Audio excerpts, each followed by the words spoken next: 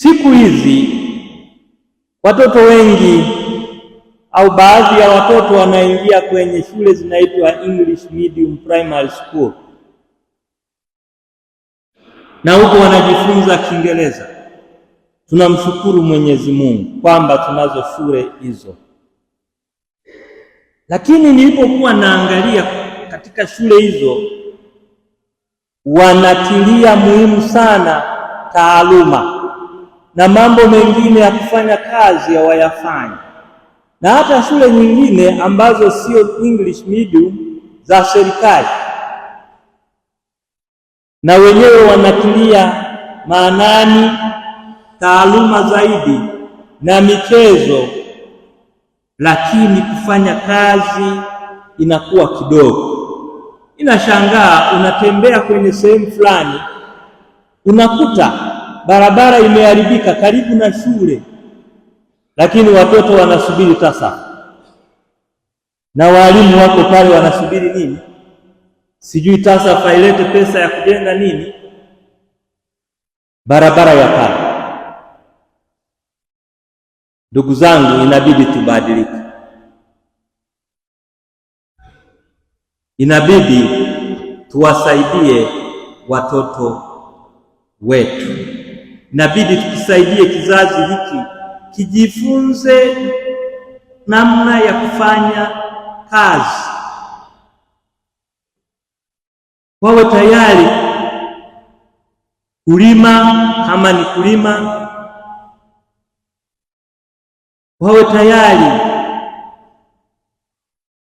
kusafisha mazingira yao walipo.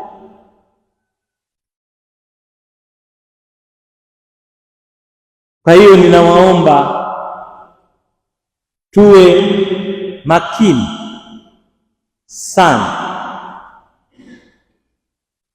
tuwe makini kuhakikisha watoto wanaposomea huko wanajifunza hata kazi za mikono, na wajue kwamba ajira za kufanya kazi maofisini ni kidogo sana. Lazima wakitoka huko wafanye nini? Wajiajiri, au watakata tamaa.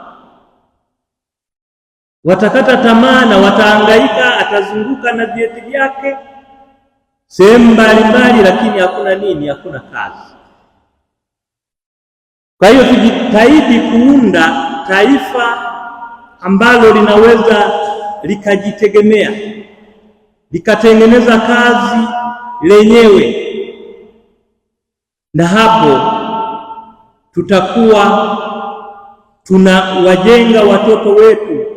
Kizazi hiki kinachoendelea kesho tutakuwa tunakiimarisha, tutakuwa tunakipatia mwanga, na hata wanaporudi nyumbani titate kishaija shuntamao ama mawe shuntamao. Jitahidini kuwafundisha kazi. Takatifu Yosefu alifanya kazi hiyo, alimfundisha Bwana wetu Yesu Kristo. Kwa hiyo na nyie ninawaomba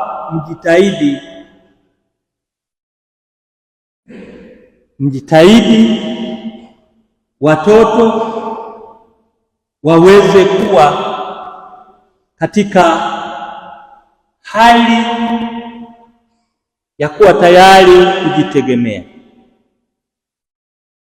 Mtakatifu Yosefu huyu tunayeadhimisha alikuwa mwaminifu kwa kazi za familia, alikuwa mwaminifu kwa mama